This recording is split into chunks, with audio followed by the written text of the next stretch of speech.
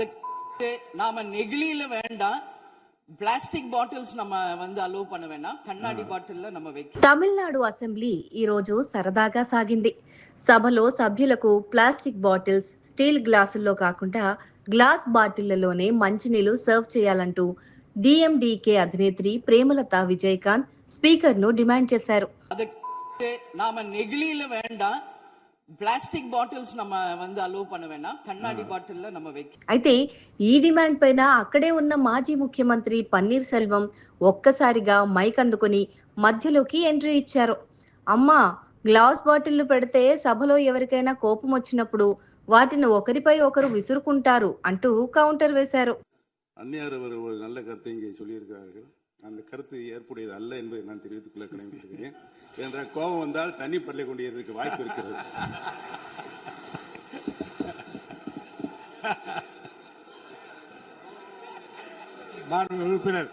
OPS వేసిన ఈ ఊహించని పంచ్తో అసెంబ్లీ హౌస్ అంతా నవ్వులతో హోరెత్తింది.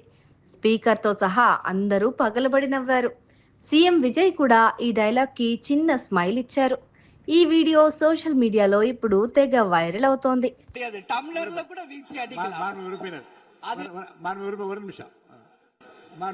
இப்போ தண்ணி பாட்டில் தான் வீசணும் கிடையாது, டம்ளர்ல கூட வீசி அடிக்கலாம்.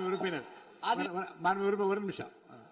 தலைவர் அவர்களே, நம்முடைய மாண்புமிகு முன்னாள் முதலமைச்சர் அண்ணன் ஓபிஎஸ் அவர்கள் ஒரு நிலையை குறிப்பிட்டு அதை எரிவதற்கான தண்ணி பாட்டில் எரிவதற்கான வாய்ப்பு இருக்கிறது என்று சொன்னார்கள். ஒருவேளை அவருடைய தனிப்பட்ட அனுபவத்தின் காரணமாக அதை அவர்கள் இங்கே குறிப்பிடுறாரா என்பதை நான் அறிய விரும்புகிறேன்.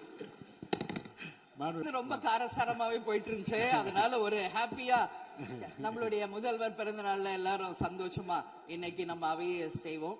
சோ பாட்டில் தான் வீசணும்ன்றது இல்ல, வன்முறைக்கு வேண்டும் என்றால் இங்க எதில் எவ்வளவோ இருக்கு, எது வேணாலும் வீசலாம். பட் நம்ம எண்ணம் அது கிடையாது. நிச்சயமாக தண்ணீர் என்றாலே பிரச்சனை தான் போல இருக்காது. காவேரி தண்ணீரா இருந்தாலும், டாஸ்மாக் தண்ணீரா இருந்தாலும் அது ஒரு பிரச்சனையா